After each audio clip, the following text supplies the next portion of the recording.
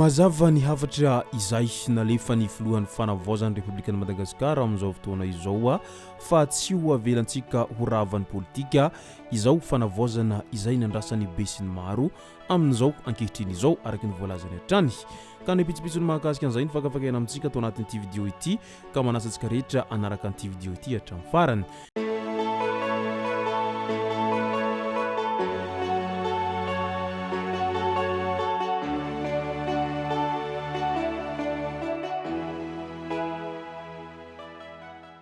Ny tonga tsy miarahaba hono na mantezitra ka dia faly miarahaba isika rehetra mpanaraka tsy tapaka an'ity chaîne ity tenako amin'ity androandroany ity araka an'izay efa natsipiko zay dia ny mahakasika ny raharaha politika no tena impanantsika atao anatin'ity vidéo ity fa milohan'izay dia andaholo ho resantsika ireto tsara ho fantatra manaraka ireto. Madagasikara 420 miverina indray ny resaka MS watiny 3 izay fialokalofa n'ireo filoha izay nalohan'ny vahoaka. Raha tsy ivona ny tantara dia nitsoka any Madagasikara sahala izay nataony Andry Rajoelina Andriamatoa Marc Ravalomanana ny 17 Martsa 2020 taorian'ny tolona izay nitaky fiovana sy fanavaozana tamin'izany fotoana izany.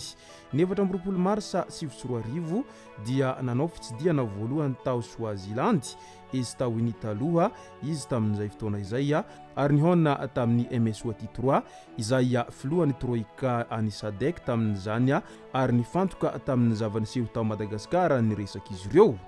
Miverina indray izany sary izany 17 taona aty aorina.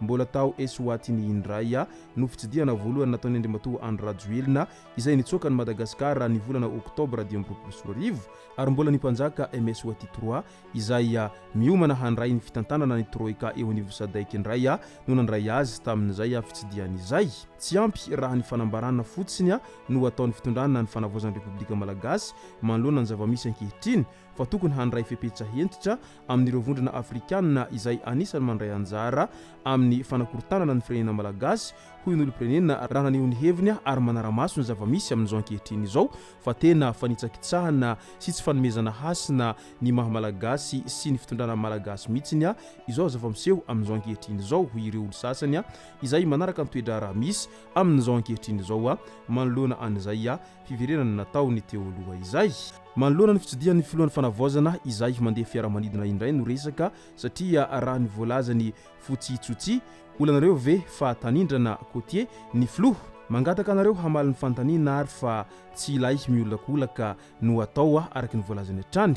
Ny voalohany nandeha jet privé ny fitondrana izay nakany mahajanga nijery ny tsiraboina sy ireo zavapotika dia tezitra ianareo fa tokony handeha inona moa izany ny filoha ho any mahajanga. Ny faharoa nisy jet izay nakany Dubai Maputo Dar es Salaam sy ny sisa dia nisy nilaza fa hoe nanondrana volamena indray. Mba azonareo lazaina ve azafady hoe 4 kilograma ny volamena izay lasany iza sy olona firy no tao anatin'ireo fiara ireo iza no nandray ilay volamena. Ny fahatelo Ravatomanga ho ianareo idaya ny andro Ravatomanga nahitana proof ary tsy voataorian'ny tolona ny fanerena isan-karazany izay nataony mpiasa-panjakana izay tsy maintsy mandeha eny lafy ary tsy maintsy voalohany volany ny tsenany vanilla letsis sy ny sisa izay nandihizany ny appareil médicaux izay azo tamin'ny Covid nataony any lafy sy ny sisa ary any daya mba inona ho isatrany. Ny fahaefatra olanareo ve ilay hoe kote ny filoha aleo atao mahitsy fa tsy io foana no mody aholakolaka isan'andro eo.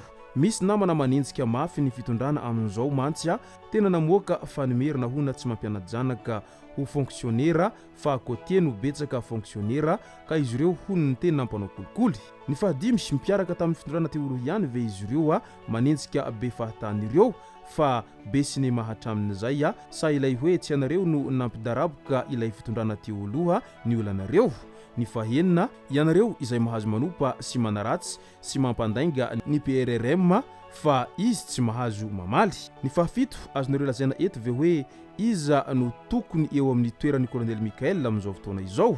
Mba valio azafady mba siantsiananay araky ny voalazany fotsitsotsi raha nilazany heviny manoloana n'izao fitondrana amin'izao ankehitriny izao. Etsy ankilan'izay moa dia nilaza mazava tsara i Kolonely Mickael izay mahitsy ny teniny fa tsy avelantsika ho ravan'ny politika ny tolona ho an'ny Fanavaozana. Ny taintaina anareo nandritra ny tolona vao mivoaka dia lacrymogène, bala kaotso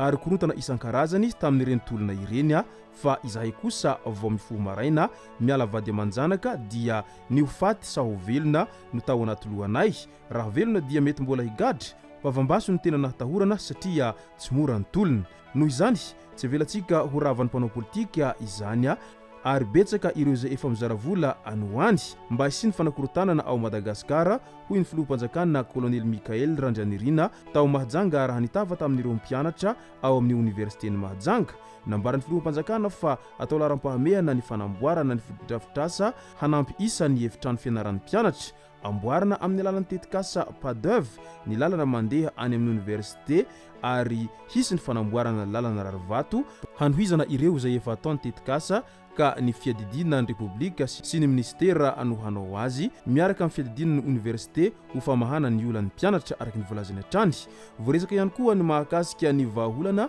momba ny fahatarany vatsim-pianarany mpianatra sy ny fanavaozana ho amin'ny fanatsarana ny fomba fikirakirana azy ary ny vahaolana momba ireo tany ny université izay abodon'olombitsy amin'izao ankehitriny izao araka ny volazany hatrany.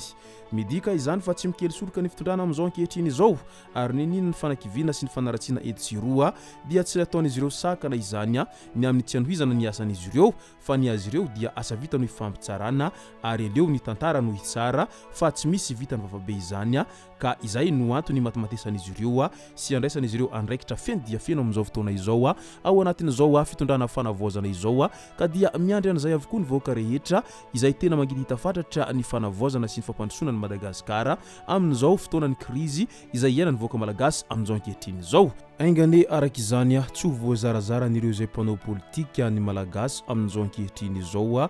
ka ho lasa hivakiroa na ihany koa ho lasa hizarazara ka samy hanao izay tiany atao rehefa aveo dia latsaka ankady tahaka ny taloha indray.